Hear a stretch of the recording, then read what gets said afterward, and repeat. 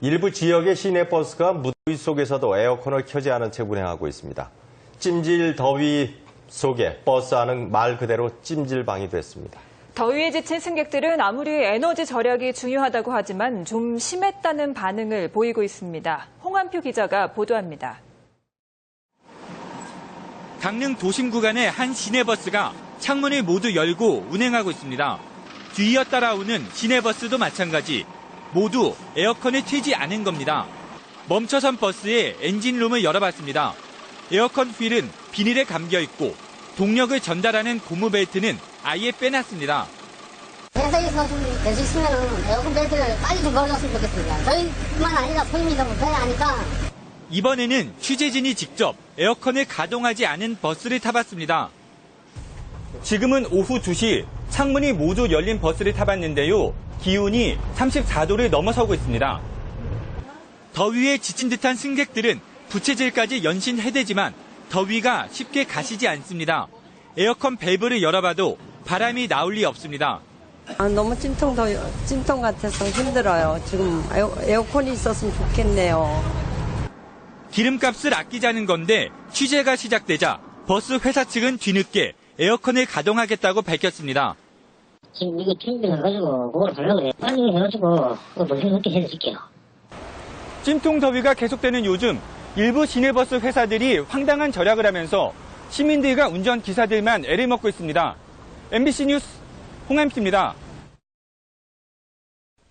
최근 잇따라 문제가 불거진 시내버스 준공영제에 대해서 광주시가 개선안을 내놓기로 했습니다. 당장 태스크포스 팀부터 구성하기로 했는데 그동안 준공영제의 문제점을 조목조목 비판해온 특정인은 팀에서 배제하기로 했습니다. 이래서야 제대로 된 개선안이 나올 수 있을까요? 이계상 기자입니다. 시내버스 준공영제를 손질하기 위해 광주시가 전담 태스크포스를 구성하기로 했습니다. 이를 통해서 감사원에서 지적한 적정 이윤을 잘못 산정한 데 따른 예산 낭비 요인을 없애고 표준원가 산정 방식 문제점과 버스업체 지원금 착복 의혹을 철저히 조사하겠다는 것입니다. 태스크포스에는 시의원과 대학 교수 등 13명을 참여시켰는데 그동안 준공영제의 문제점을 지적하고 업체 측의 부당 운영을 고발해온 이병훈 노무사를 미리 배제시켜버렸습니다. 뺀 거 아니고 일단은 이제 집어넣을 것인가 제거할 것인가는 그때부터 본회의에서 논의할 겁니다. 시내버스 업체의 부조리와 준공영제의 문제점을 제대로 짚어낼 전문가를 광주시는 TF의 논의를 거쳐서 제외시킬 가능성이 높아졌습니다. 이렇게 될 경우 시내버스 준공영제 손질을 위한 진단과 해법 찾기는 핵심을 벗어나 겉돌 우려가 큽니다. 보여주기식 몇 가지들만 보여줄 뿐 실제 준공영제의 문제점들을 어떻게 올바르게 해결할 거냐에 대한 해결책은 없을 거라는 거죠. 시민단체와 교통 전문가의 숱한 지적에도 불구하고 시내버스 제도 개선을 외면했던 광주시. 감사원의 지적에 따라서 대대적인 손질을 하겠다고 나섰지만 보여주기식 행정에 그칠 것이라는 비판이 거세지고 있습니다. MBC 뉴스 이계상입니다. 여러분 안녕하십니까? 국립공원 무등산은 주말 휴일마다 밀려드는 탐방객들로 몸살입니다. 특히 증심사 쪽이 심해서 다른 쪽으로 탐방객을 분산시키려고 광주시가 이수원지를 개방했습니다. 하지만 개방 2달이 지나도 분산 효과는 미미합니다. 이수원지까지 접근할 방법이 마땅치 않기 때문입니다. 송정근 기자가 현장 취재했습니다. 지난 3월 상수원 보호구역으로 지정된 지 34년 만에 전격적으로 개방된 제2수원지 탐방로. 무등산 자락의 절경을 시민품으로 되돌려주고 증심사에 집중된 탐방객들을 분산시키기 위한 겁니다. 광주시는 상수원 보호구역인 점을 감안해 등산객들에게 대중교통 이용을 권장하지만 등산객들은 현실은 전혀 그렇지 못하다고 말합니다. 이수원지로 오가는 시내버스가 한 대뿐인데다 배차 간격도 1시간 이상이어서 버스로 접근하기가 힘들다고 불만입니다. 여기 버스편을 좀 늘려주셨으면 편리하게 좀 등산을 할 것 같습니다. 이곳은 제2수원지 쪽 등산로를 이용한 등산객들이 버스를 타는 정류장 역할을 하고 있지만 주변에는 버스 정류장을 알리는 표지판조차 마련돼 있지 않습니다. 서울주의죠. 평등화 옛날보다는 좀 기다렸다가 정류장은 없는데 다른 정류장은 제2수원지에서 2km가량 떨어져 있어 버스로 오가기가 불편합니다. 하루에 한 4명 정도 이렇게 등산객을 버스를 이용하고 있는 것 같은데 이런 상황을 가지고는 저희들이 버스를 정차를 할 수 있는 상황은 아닌 것 같고요. 연말에 영역 실시가 되면은 이 사항을 포함해서 내년까지 11억 원을 투자해 제2수원지를 시민의 휴식 공간으로 만들겠다는 광주시. 하지만 지금의 대중교통 체계라면 공연불에 그칠 수도 있습니다. MBC 뉴스 송정근입니다.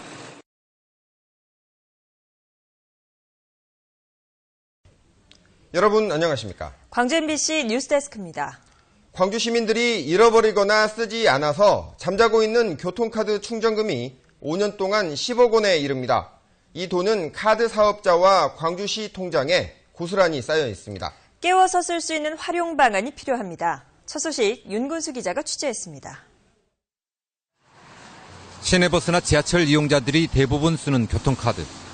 간수 잘못해서 잃어버리는 일이 다반사죠. 그냥 깜빡하고 놔두고 다니거나 아니면 우리가 빠져서 사라지거나. 교통카드는 만들어 놓고 쓸 일이 없어서 서랍에만 넣어두는 경우도 있습니다. 안 쓰는 카드야 언젠가 쓰면 되겠지만 잃어버렸을 땐 남아있는 충전금을 찾을 길이 막막합니다. 어차피 잃어버리면 못 찾으니까 거의. 그래서 그냥 포기하고 막 그래요. 충전한 카드를 잃어버리거나 어디에 뒀는지 잊어먹어서 5년 이상 쓰지 않고 있는 카드 충전금이 광주에서만 9억 6,500만 원. 전국적으로는 350억 원에 이릅니다. 이 돈은 교통카드 사업자와 자치단체의 예치금 계좌에 보관돼 있습니다. 주인이 찾아갈 가능성이 낮기 때문에 교통약자 등을 위해서 공익적 목적으로 쓰면 좋겠지만 현행법상 쓸 수 있는 근거가 없습니다. 인간관계 법률이나 거기에서 명확하게 그 사용에 대해서 정하고 있는 바가 없고 또 그것을 임의로 사용했을 때 다음에 그 카드 소유자들이 찾아서 다시 또 와서 사용을 할 수도 있기 때문에 광주시는 올해부터 교통카드를 분실해도 충전금을 환불받을 수 있는 안심카드를 발급하고 있다며 이 카드를 이용하면 그나마 손해를 줄일 수 있다고 밝혔습니다. MBC 뉴스 윤근수입니다.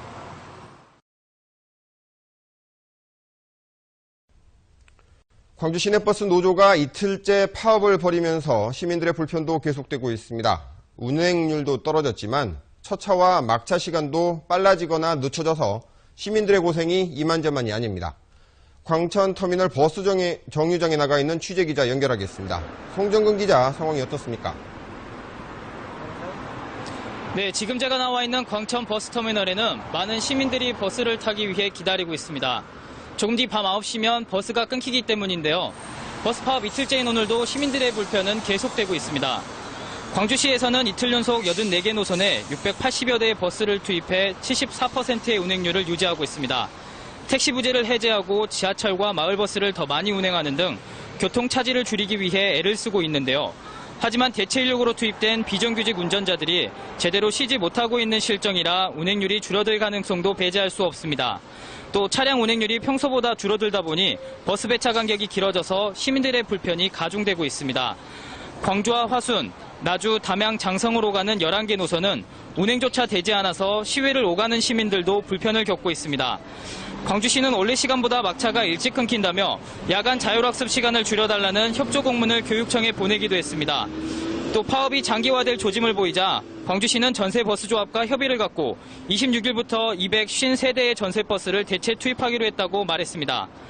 광주시는 첫차 운행 시간도 새벽 5시 40분에서 아침 6시로 늦춰졌다며 광주광역시 버스 운행 정보 홈페이지에 들어가면 임시 운행 버스 시간표를 확인할 수 있다고 밝혔습니다.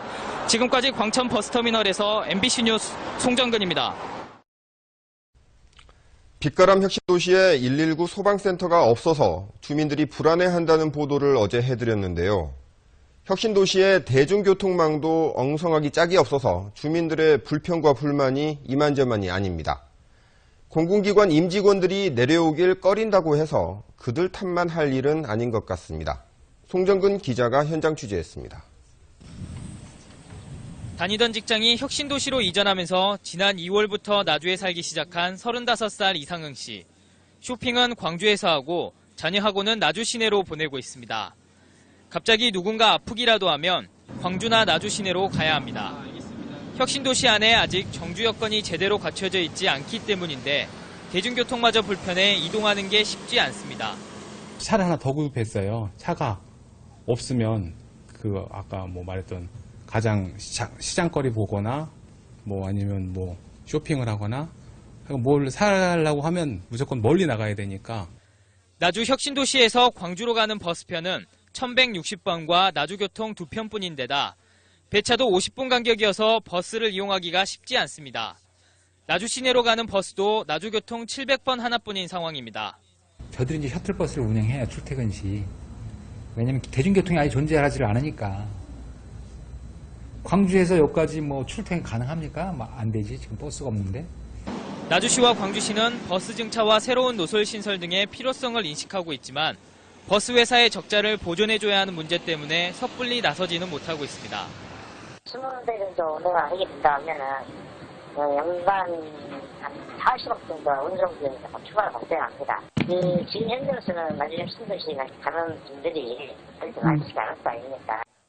문제 해결에 열쇠를 쥐고 있는 자치단체들이 혁신도시 안의 문제를 외면하면서 이전 기관 직원들은 오늘도 불편함을 견디고 있습니다. MBC 뉴스 빛바람 혁신도시의 정주 여건이 부족하다는 보도는 여러 번 해드렸습니다만 오늘은 실제 피부로 와닿는 얘기를 해보겠습니다. 인구 5만의 자족 도시에 119 소방센터가 아직도 없습니다. 계획은 있는데 자치단체들끼리 서로 떠넘기기 공방이 이어지면서 생긴 결과입니다. 송정근 기자가 현장 취재했습니다. 나주소방서의 현장 대응팀 사무실. 갑자기 혁신도시 한정 건물에 불이 났다는 출동 지령이 울립니다. 화재 출동, 혁신도시 내 한전사호 화재 출동입니다. 나주소방서에서 혁신도시 안 화재 현장까지 몇 분이 걸리는지 재봤습니다. 35초 만에 소방대원들이 출동하지만 골든타임인 5분은 지나가고 10분 41초 만에 현장에 도착합니다. 한전타워에서 불이 났다고 가정한 실험에서 이른바 골든타임이라고 하는 5분을 훌쩍 넘긴 10분 만에 소방차가 도착했습니다. 나주 혁신도시가 있다면 5분 거리 가능하죠. 나주 소방서에서 혁신도시가 올라가니까 12분 정도 소요되고. 혁신도시 안에 당연히 새로운 소방센터가 필요한 상황. 소방센터 하나 없는 곳에 입주해야 하는 공공기관 직원들은 불안합니다. 기존의 나주시를 커버하고 있는 소방서의 시설과 인력이 그것도 부족해서 항상 그랬는데 이제 이 5만 명 규모의 도시가 지금 만들어지고 있는데 그럼 이 사람들은 어떻게 할 거냐. 혁신도시안 소방센터는 2년 전부터 짓자는 이야기가 나왔습니다. 건물을 전라남도가 짓기로 결정까지 됐는데도 차일피일 미뤄지는 건 땅값 때문입니다. 전라남도와 나주시가 예산이 없다며 건물이 들어설 땅값을 서로 못 내겠다고 버티고 있습니다. 나주시에서 그 법을 넘어서 우리가 구입한다는 것은 의회 예산 승인을 내기가 참 어려운 형편입니다.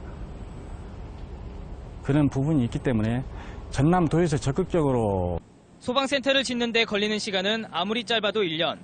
공공기관과 주민 입주는 이미 시작됐는데 땅값 갈등 때문에 안전은 뒷전인 채 소방센터는 첫 삽도 뜨지 못하고 있습니다. MBC 뉴스 송정근입니다.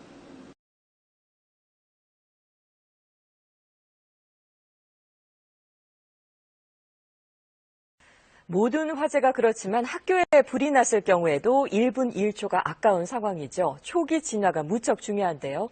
그런데 학교 인근의 구조물 등 여러 이유로 소방차 진입조차 못하는 곳이 수백 곳이 넘는다고 합니다. 김지숙 기자가 그 실태를 취재했습니다.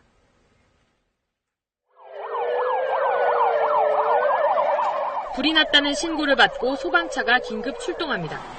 도착한 곳은 한 고등학교. 1분 1초가 급한 상황이지만 정문위에 설치된 구조물에 걸려 소방차가 진입을 하지 못합니다. 갈 것 같아요. 안 돼요. 안 돼. 또 다른 학교도 마찬가지입니다. 정문에 설치된 계단이 높아 소방차가 들어갈 수 없습니다. 다른 문으로 돌아가 보지만 이번엔 언덕이 소방차 진입을 가로막습니다. 정지해. 언덕을 넘는다 해도 장애물은 또 있습니다.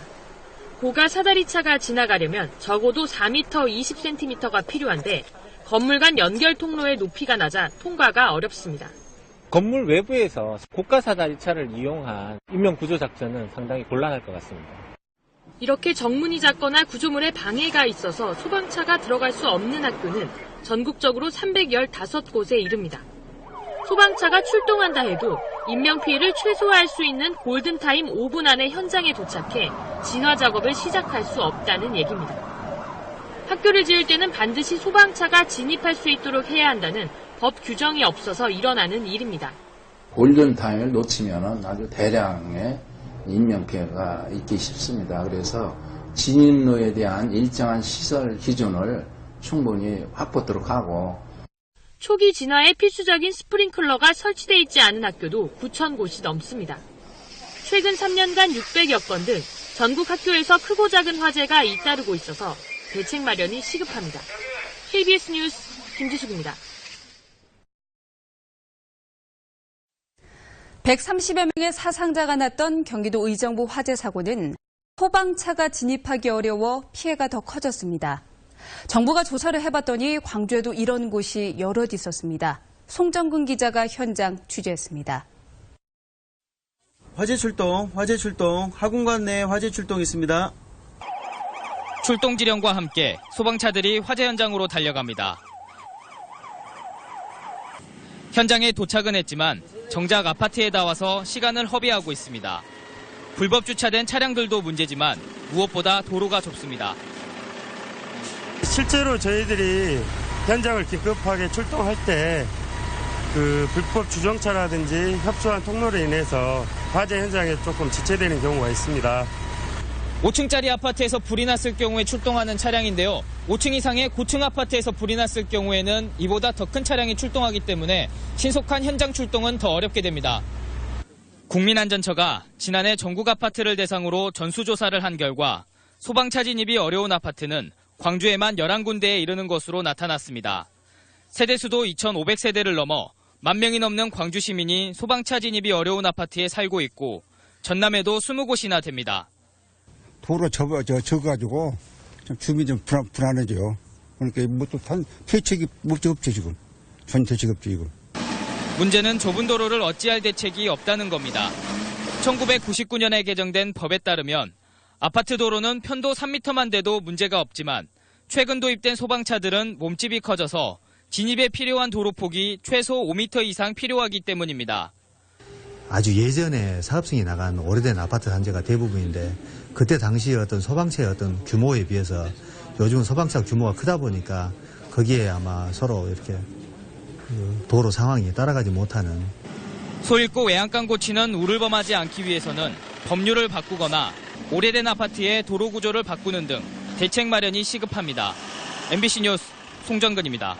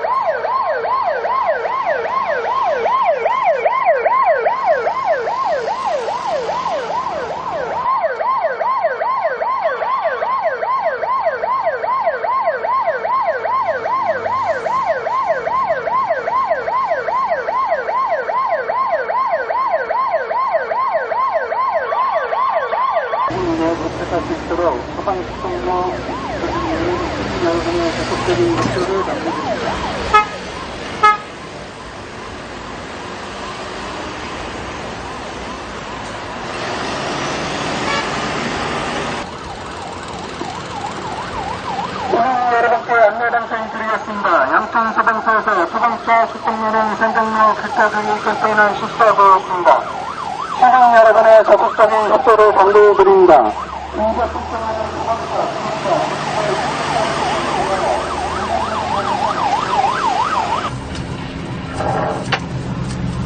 카퍼레이드 오토바이 나왔습니다.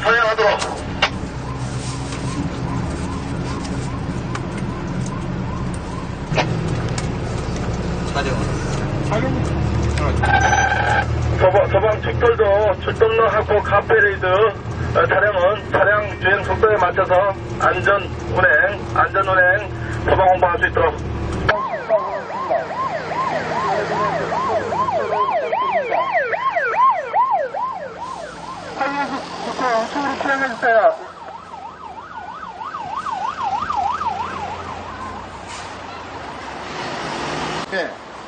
빠른 출동을 위해서는 소방차 길터주기 시민의식이 필요한 것 같습니다.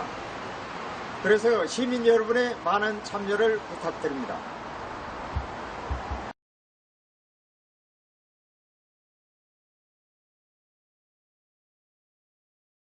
소방차가 출동할 때 길이 막혀 제 시간에 도착하지 못하는 경우가 많습니다. 시민들이 직접 소방차 길터주기 체험을 했는데 역시나 모세의 기적은 없었습니다. 하동원 기자입니다. 사이렌을 울리며 급하게 출동하는 소방차. 양옆으로 피하게해주세요. 소방차 출동 중입니다. 소방차 출동 중입니다. 하지만 좀처럼 길을 비켜주지 않고 빨리 안 비키네. 아이 답답해라. 심지어 소방차 앞으로 끼어들기까지 합니다. 소방차 뒷자리에서 지켜보던 시민도 답답함을 감추지 못합니다. 답답합니다. 저 좀 비켜주세요. 소방차가 출동하는 골든타임은 5분이지만 길이 막혀 12분이나 걸렸습니다. 대구에서는 차량 정체까지 빚어져 소방차 길 터주기는 말 그대로 언감생심입니다. 그 도로에서 소방차가 출동할 때 비켜주는 차들도 많은데 여전히 아직 조금 미흡한 점이 있는 것 같아서 그게 좀 아쉽고요. 좁은 도로에서는 불법 주차에 가로막히는 일도 다반사입니다. 소방차 같은 경우에는 차량 크기가 크기 때문에 진입을 아예 못하고 작전 실패를 하는 경우가 있습니다. 소방차에게 길을 비켜주는 당연한 행동이 모세의 기적이라 불리는 현실. 비양심과 얌체 운전의 귀중한 골든타임이 도로 위에서 벌어지고 있습니다. TV조선 하동훈입니다. 화재나 구조 상황에서는 무엇보다 황금 시간을 지키는 게 중요한데요. 출동할 때 1분 1초라도 더 줄일 수 있도록 소방차 전용 신호 시스템이 도입됐습니다. 어느 정도 효과가 있는지 윤지현 기자가 취재했습니다.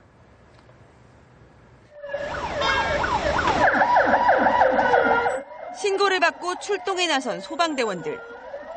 하지만 쌩쌩 달리는 차들로 도로 진입에 애를 먹습니다. 길가에 나와 차량을 통제하는 모습은 보는 사람을 불안하게 합니다.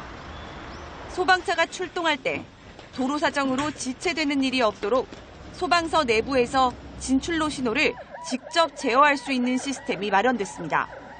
신고를 받고 안쪽에서 출동 스위치를 누르면 출동을 준비하는 사이 신호가 바뀌어 이렇게 차량들이 멈춰 서는 겁니다. 119 안전센터 32곳에서 시범 운영을 해보니 실제 상황에서도 효과가 있었습니다. 기존 방식대로 수신호나 확성기로 길을 터 소방서 앞 100m까지 출동하는 데 걸린 시간은 58초.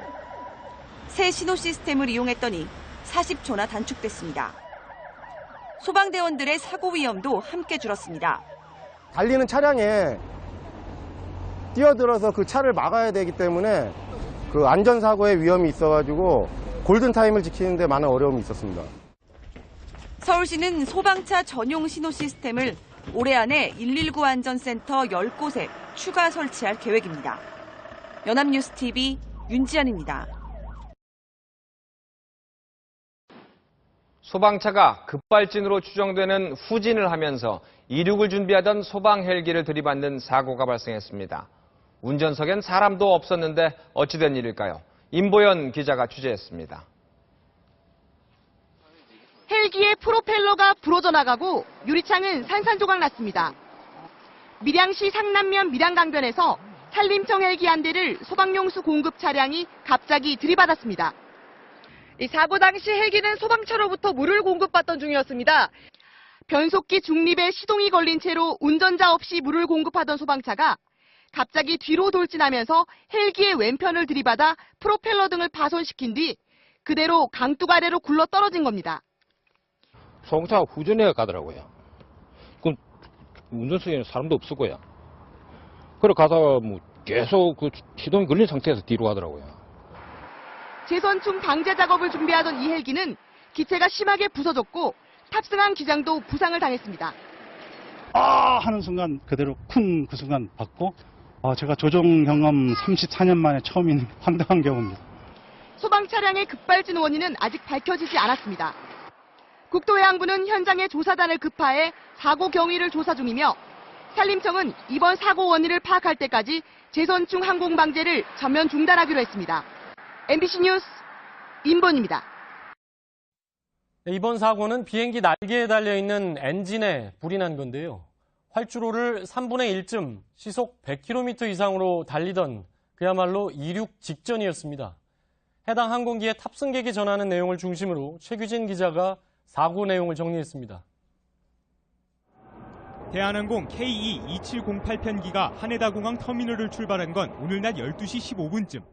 공항 내 4개 활주로 가운데 여객기는 북동쪽 바다에 근접한 C 활주로에 진입했습니다. 이륙을 위해 속도를 최대한 끌어올리는 가속 활주로입니다. 오후 12시 38분쯤 C 활주로의 3분의 1 지점을 달리던 여객기가 갑자기 속도를 떨어뜨립니다. 그 순간 여객기 왼쪽 엔진에서 불이 뿜어져 나오면서 연기가 피어오르기 시작한 겁니다. 승객들은 여객기가 날아오르기 직전 속도가 줄더니 연기와 함께 타는 냄새가 났다고 증언했습니다. 그래서 뭐 한참 출력 올리고 거의 시속 한 200km 정도 갔을 거예요. 그러다가 갑자기 펑 하는 소리가 났고 급브레이크 밟는 것처럼 이제 몸이 앞으로 좀 쏠리고 그랬어요. 조종 계기판에 화재 경고 메시지가 나타나자 기장은 즉시 이륙 중단을 결정했습니다.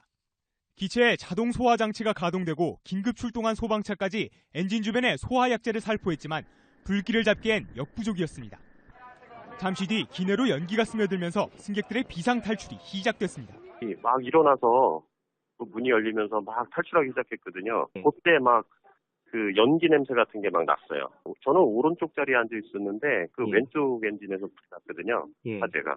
그 엔진 있는 근처에 앉은 사람들은 그 불 나는 걸 봤다 그러더라고요. 탈출은 비상 슬라이드를 통해 3분 정도 신속히 이어졌습니다.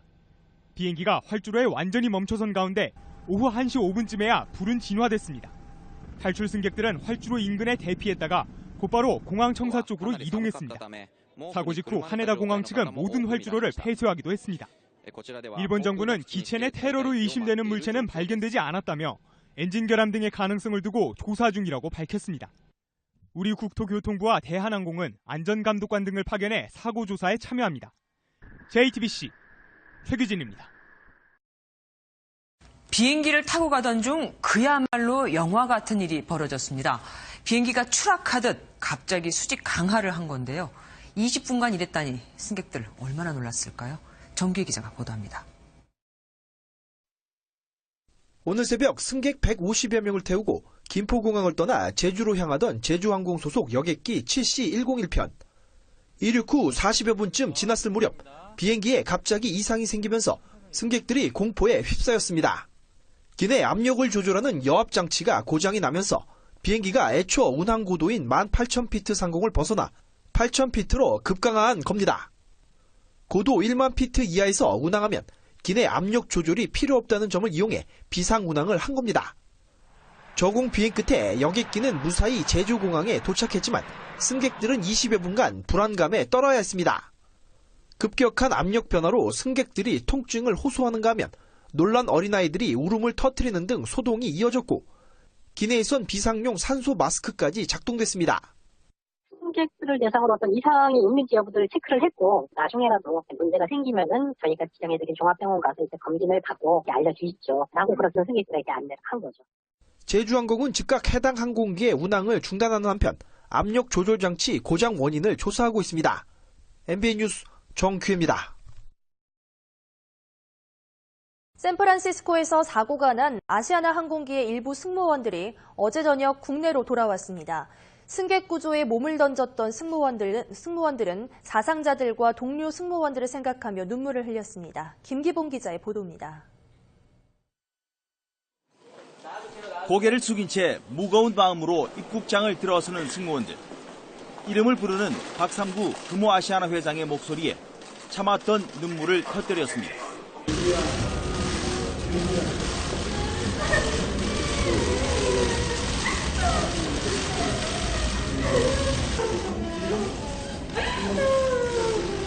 니들이 많은 사람 살렸고 이 또 회사 살려고 그랬다.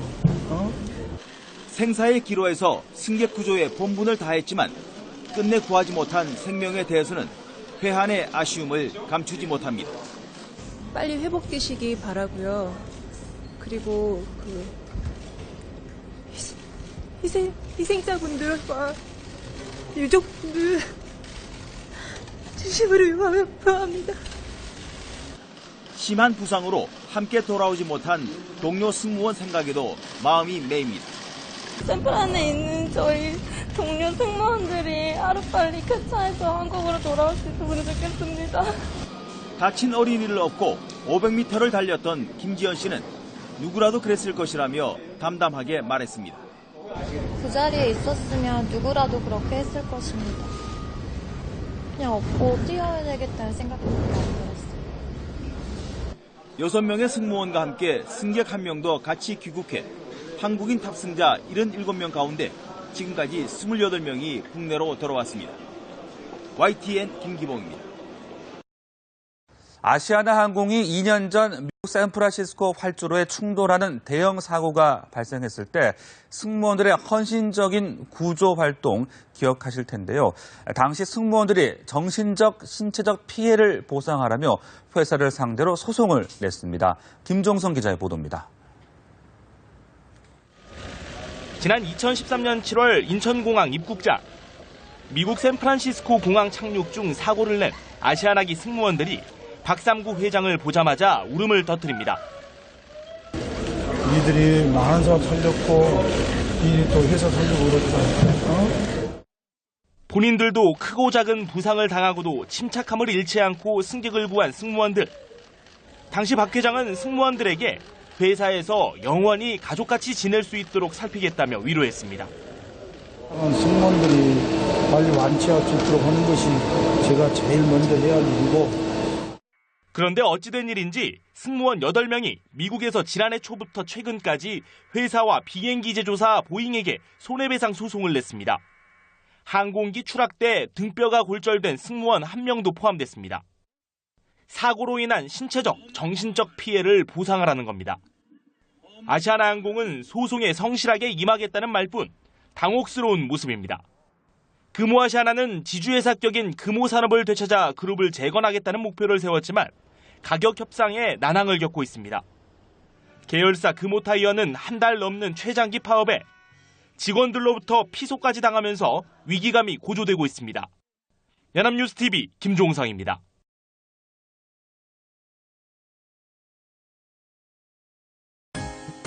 밝은 미소를 지으며 공항에 들어서는 여승무원들. 감색 유니폼에 검은색 핸드백과 구두까지 맞춘 모습은 여느 항공사 여승무원과 다를 바 없습니다. 북한이 대외 선전용 월간지인 조선 9월호의 표지 모델로 내세운 5명의 고려항공 여승무원들입니다.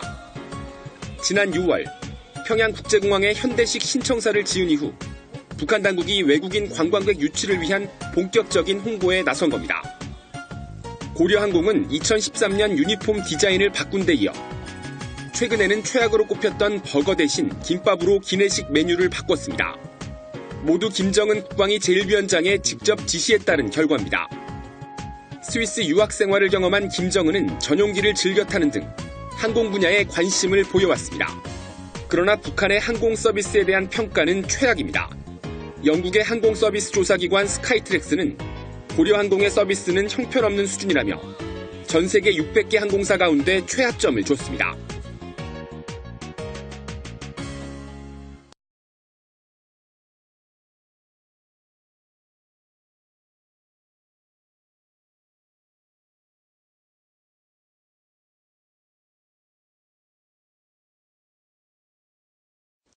초고속 인터넷 시대라지만 아직 도내 상당수의 시외버스 터미널에서는 인터넷으로 버스표를 예매할 수가 없습니다. 관광객과 주민들의 불편이 지속되고 있는데 개선이 시급합니다. 배연환 기자의 보도입니다. 강릉 시외버스 터미널. 42개 노선이 운영 중인 영동권 최대의 버스 터미널이지만 얼마 전까지만 해도 예매를 하려면 터미널에 직접 방문해야 했습니다. 하지만 최근 이곳은 시스템을 정비해 인터넷을 통한 승차권 예매가 가능해졌습니다. 인터넷 시외버스 승차권 예매 시스템에 접속해 노선과 날짜, 시간, 그리고 좌석을 정한 뒤 신용카드로 결제하면 터미널에서 표를 받을 수 있습니다. 안 기다리고 뽑을 수 있으니까 그게 좋아요. 그리고 미리 뽑으면 매진 안 되니까 매진되면 뽑기 힘들잖아요. 바쁠 때 뽑기 좋고. 하지만 이 같은 인터넷 예매 서비스가 도내 모든 시외버스 터미널에서 가능한 건 아닙니다. 33곳 가운데 강릉과 원주를 비롯해 속초, 홍천, 태백 등에서만 인터넷 예매가 가능하고 그마저도 제한적이어서 이용객 불편이 지속되고 있습니다. 인터넷 예약 및 왕복 승차권 발권이 가능하게 구축하여 올해 말까지 모든 터미널에 통합전산망 구축을 완료하도록. 관광객들과 주민들의 교통 불편을 줄이려면 인터넷 예매 서비스의 빠른 도입이 필요해 보입니다. MBC 뉴스 배연한입니다.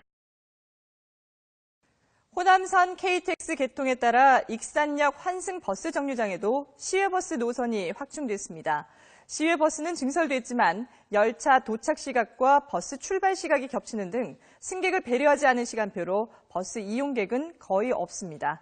KCN 금강방송 심은경 기자가 취재했습니다. 익산역 환승 버스 승강장입니다. 호남선 KTX 개통에 따라 지난 1일부터 시외버스가 기존 21회에서 60회로 늘었습니다. 익산역을 오가는 시외버스는 늘어났지만 열차 도착 시각과 시외버스 출발 시각이 맞지 않아 심각한 문제점이 드러났습니다. 특히 전주와 군산으로 가는 시외버스는 KTX 도착 시각과 겹치거나 도착 시간 전에 출발하는 버스가 허다했습니다. 열차 도착 시각을 전혀 고려하지 않은 겁니다. 8시 18분에 도착한다면은 여기 버스는 한 8시 한 33분 정도 약 한 15분 공간을 줘야 손님이 이용할 수 있는 것이지 시간 오고 내리는 사람 오고 열차 도착하고 버스 간 다음에 열차 오면 뭐 되겠습니까? 이 때문에 익산역 환승 버스 승강장을 이용하는 승객의 수도 극히 드물었습니다. 특히 익산역과 김제를 운행하는 시외버스는 하루 6회 운행되고 있지만 고작 10명이 태운 것이 전부. 버스기사들은 열차 도착 시각과 배차 시각이 터무니없이 달라 도로 위에서 기름을 낭비하는 꼴이라고 불만을 토로했습니다. 특히 혁신도시로 이동하는 시외버스는 막차가 오후 8시 10분으로 오후 8시 18분에 도착하는 KTX 열차 도착 시간과 맞지 않을 뿐더러 막차 시각이 이르다는 지적도 제기됐습니다. 이에 대해 도는 버스 운행 시간을 조정해 나가겠다고 해명했습니다. 좀 분석을 해가지고 지금 손님이 많은 때 있지 않습니까? 네. 그때 차를 좀 배치하려고 지금 준비를 하고 있어요. 버스 운행 시간을 다시 좀 조정하려고 그래요. 호남선 KTX 개통과 함께 연계 교통망이 구축돼 이용자들의 편의를 돕겠다는 계획이 탁상 행정으로 기름만 낭비하는 꼴이 돼버렸습니다. KCN 뉴스 심은경입니다. 오는 4월부터 KTX 증편으로 익산역의 역할이 더 커지게 됐습니다. 하지만 전주나 군산에서 익산역을 거치는 시외버스가 거의 없어 익산역 이용에 불편이 큰데요. 전라북도가 익산역을 오가는 시외버스를 지금보다 6배 넘게 늘리기로 했습니다. 김철 기자의 보도입니다. 오는 4월 호남고속철도가 개통하면 익산역을 거치는 KTX는 하루 86편으로 크게 늘어납니다. 하지만 시외버스가 익산 터미널만 오갈 뿐 익산역을 거치지 않아 익산역에서 KTX를 타기가 불편합니다. 전주에서 시외버스를 타면 익산 터미널까지만 가기 때문에 익산역까지 가기에는 불편한 점이 많이 있습니다. 전라북도가 오는 4월부터 KTX 정차역인 익산역과 정읍역을 경유하는 시외버스를 크게 늘리기로 했습니다. 전주와 군산, 김제, 부안에서 익산역을 오가는 시외버스를 현재 21회에서 124회로 지금보다 6배 넘게 늘립니다. 고창에서 정읍역 시외버스는 65회, 부안에서 정읍역 시외버스 노선은 17회가 신설됩니다. 하지만 터미널에서 역을 오가는 승객이 줄기 때문에 택시업계 반발이 예상됩니다. 익산 택시 기사들은 터미널에서 역까지 가는 손님이 줄어드니까 그 점에 대해서는 좀 반대합니다. 하지만 전라북도는 KTX 이용객의 불편을 외면할 수 없다며 익산역과 정읍역을 거치는 시외버스 편성을 예정대로 시행하겠다고 밝혔습니다. 일부 시내버스나 택시업계의 반발이 예상됩니다만 익산역이나 정읍역을 이용하는 이용객의 편의를 위하여 교통체계를 확충해 나가겠습니다. 오는 4월부터 익산역과 정읍역에 시외버스 정류장이 신설되면 두 역의 기차 승객들이 크게 늘어날 것으로 보입니다. JTB 뉴스 김철우입니다.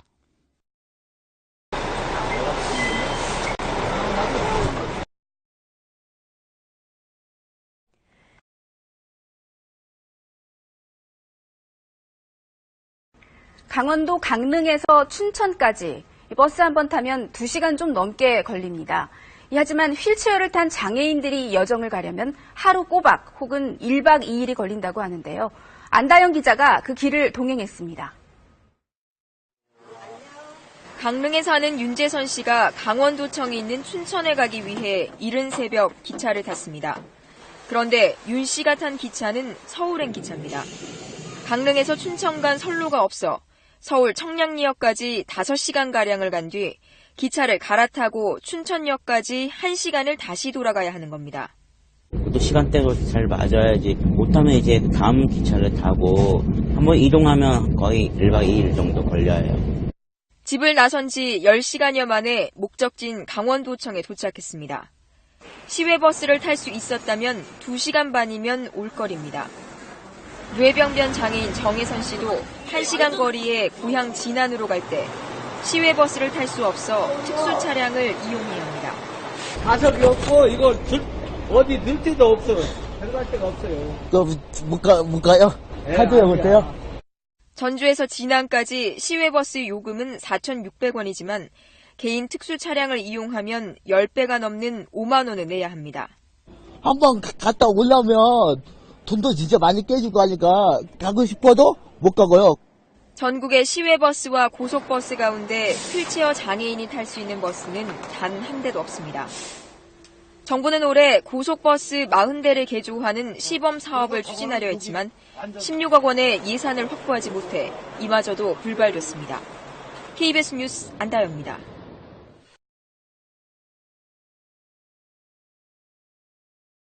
네, 고속버스와 시외버스도 휠체어를 탄 장애인을 위한 승강 설비를 갖춰야 한다는 법원의 판결이 나왔습니다.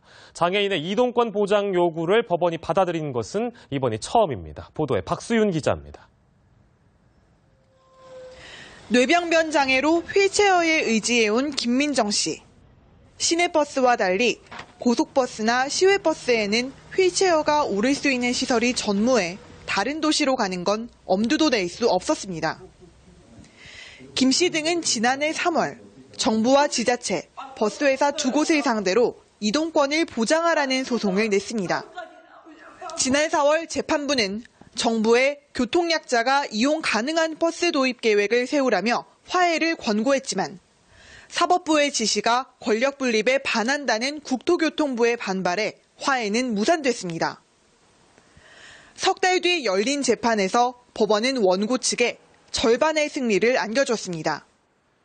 버스회사 두 곳에 장애인 원고들이 휠체어를 타고 이용할 수 있도록 편의를 제공하라고 판결한 겁니다. 다만 국토부와 지자체에 저상버스 도입 계획을 수립하라고 한 요구는 의무가 아니라는 이유로 기각했습니다. 장애인 단체는 못내 아쉬움을 나타냈습니다. 국가에 대한 책임을 묻지 않고 결국 그 민간 버스회사 두 곳에다만 그것도 미약하게 이제 차별을 시정하라는 이런 어떤 실망스러운 판결이 나왔습니다. 하지만 몸이 불편한 교통약자들도 자유롭게 다닐 권리를 보장해야 한다는 첫 판결이어서 장애인 이동권 관련 소송에 상당한 파장이 예상됩니다. 연합뉴스 TV 박수윤입니다. 시외버스는 시내버스에 비해 장거리를 빠른 속도로 달리기 때문에 차량 안전이 무엇보다 중요합니다. 그런데 상당수 시외버스는 앞유리가 깨져 있거나 타이어가 심하게 마모된 채 운행하고 있어 기사들조차 위험을 느낄 정도입니다. 박상원 기자가 취재했습니다. 시외버스 터미널에 운행을 앞둔 버스들이 모여 있습니다. 자세히 살펴보니 차량 앞유리에 길게 금이 가 있습니다. 타이어는 한쪽만 심하게 닳아 사포질을 한 것처럼 만질만질합니다. 이런 버스는 한두 대가 아니지만 회사에서 제때 교환해주지 않아 기사들조차 위험을 느끼고 있습니다. 타이어가 지금 다 다른 상태인데 교환을 할 시기가 지금 늦었습니다. 늦었는데 회사에서도 이걸 잘 안 해주고 있어요. 왜 그러냐? 회사에서는 자재 절감한다는데 비 온 날이나 이런 걸 하게 되면 기사들은 알면서도 위험 부담을 안고 근무해야 됩니다. 주로 국도를 달리는 시외버스는 장거리를 고속 주행하기 때문에 차량 안전이 더욱 중요하지만 회사는 대수롭지 않다는 반응입니다. 차가 유림 볼트해가지고 연반일 수도 있고 한번 저도 가다가고 그렇지. 고속버스 다른 거 다 그래요. 시외버스 기사들은 차량 정비가 부실하기 때문에 사고도 자주 일어난다고 하소연합니다. 미끄러운 날은 굉장히 차가 수막 현상과 같이 계속 미끄럼 현상으로 차가 서질 않고 계속 진행합니다. 그래서 우리 기사들이 추돌 사고를 상당히 많이 내고 있는데 사정이 이런데도 교통당국의 관리 감독은 제대로 이루어지지 않아 시외버스는 위험을 안고 달립니다. MBC 뉴스 박상환입니다. 서울과 수도권을 오가는 버스 가운데 광역 급행버스가 있습니다. 버스 번호 앞에 알파벳 M이 붙어 있어서 흔히 M버스라고 불립니다. 이 M버스는 기존 광역버스와 달리 입석 승객은 태우지 않고 버스가 서는 정류장 수도 적어서 빨간색 광역버스에 비해 편하고 최대 30분 정도 빠르게 목적지까지 갈 수 있습니다.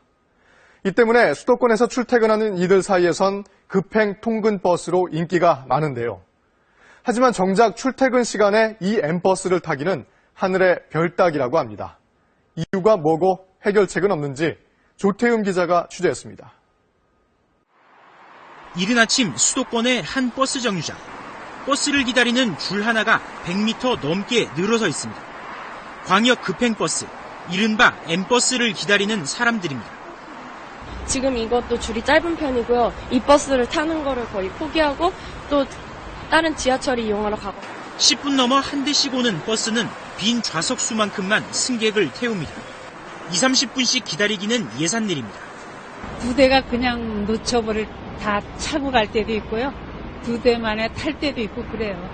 운행 대수를 늘리면 나아지겠지만 업체들은 손사래를 칩니다. M버스는 광역버스와 기본 요금은 같지만 입석 승객을 태울 수 없어 수입 자체가 적습니다.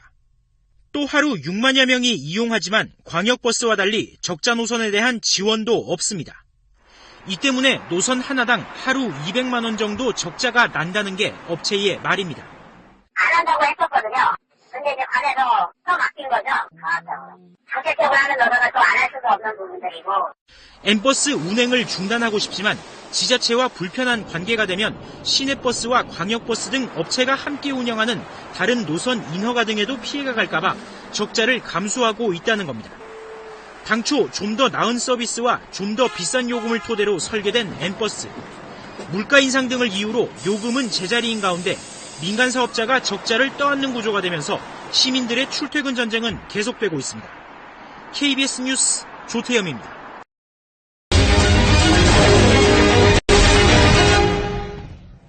광역버스 입석 운행이 금지된 지 일주일이 지났습니다. SBS 취재진이 직접 버스를 타고 이용객들의 의견을 물어봤더니 쾌적해졌다는 반응도 있긴 했습니다. 하지만 대다수의 시민들은 출퇴근 시간에 버스를 제대로 이용하지 못해 불편을 호소했습니다. 뉴스인뉴스 먼저 한승구 기자입니다. 퇴근길 서울과 경기 안산을 오가는 광역버스입니다. 이미 자리는 꽉 찼고 버스기사는 더 이상 손님을 태울 수가 없습니다. 다리가 없다고요. 다리가 없다고요. 갈 길 바쁜 시민들은 교통카드부터 내밀고 버스로 들이닥칩니다. 다리가 없다니까 왜 타요? 그냥 가자는 승객들과 못 간다는 기사 사이에 승강이가 벌어집니다. 내리셔야 돼요. 차 출발을 못해요. 이거 찍은 거 어떻게 해요? 열어주시길래 한 건데? 안 된다고 손찍었습니다. 좌석 없다고 다. 이걸 뭐. 찍고 내리세요. 단순히 내릴까요? 버스를 기다리던 사람들도 발길을 돌리고 자리 없죠? 자리가 다 찬 버스 일부는 정류장을 그냥 지나치기도 합니다. 바쁜 출근 시간에는 버스에 앉기 위해 기점 쪽으로 되돌아가 차를 기다리기도 합니다. 자리가 없어서 버스를 타고 이동을 해가지고 여기 오면 자리가 있으니까. 그래도 몇 대 보내다 보면 지각하기 일쑤입니다. 일단은 놓치고 하다 보니까 지각을 하게 되더라고요. 차는 막히고 사람은 많다 보니 입석 운행도 여전히 사라지지 않았습니다. 입석을 하시는 분들이 많네요. 거의 다 거기다. 이자리 변선 시간이 8분당 줄어들었거든요. 그래서 많이 분산이 돼 있어 지금. 서서 가더라도 집에 빨리 가고 싶은 게 퇴근길 직장인들 심정입니다. 앉아있는 사람들은 뭐 어떻게 생각할지 몰라도 우리 같은 경우는 입석이라도 그냥 타고 들어오는 게 퇴근을 빨리 하니까 그게 나은 거죠. 정류장에서는 고통스럽더라도 사람 많던 버스보다는 전반적으로 쾌적하고 안전해졌다는 인식도 있습니다. 사람들 많이 차고 그러니까 그래서 그게 좀 많이 불편했는데 지금은 이제 앉아서 가니까 여유 있게 하는 것 같아서 좋은 것 같아요. 광역버스의 입석이 금지된 지 일주일. 버스 안은 안전하고 쾌적해졌지만 버스를 기다리는 줄이 길어지면서 시민들의 출퇴근은 팍팍해졌습니다. SBS 한승우입니다.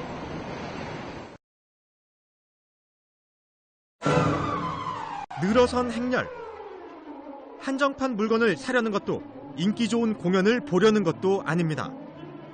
이들이 원하는 건 그저 출근입니다. 아침에 일찍 이렇게 줄 서서 가려면 많이 피곤하기도 하고 힘들고 좀 지치는 면도 많죠. 아침마다 서서 가려고 하는 거. 완전 힘들어요. 아침에 줄을 맨날 서는데 매일 줄을 서도 자리에 앉아서 가는 일이 별로 없고 줄 서 있는 시간만 20분 넘게 기다릴 때도 많거든요. 통계청에 따르면 지난해 경기도로 유입된 인구는 64만 6천여 명입니다. 이 중 절반을 넘는 35만 9천여 명이 서울에서 이동했습니다. 전문가들은 이들 중 상당수가 서울의 높은 전세가를 피해 이동한 것으로 분석하고 있습니다. 이 말은 서울로의 원정 통근자가 그만큼 늘었다는 것을 의미하기도 합니다. 승객들은 여전히 서서 버스를 탑니다. 정부의 입석 금지 정책은 이미 실효성이 없다는 지적이 많은 상황. 사정이 이러하자 경기도는 서울로 오가는 버스를 늘려달라고 요청했습니다. 서울시는 난처합니다.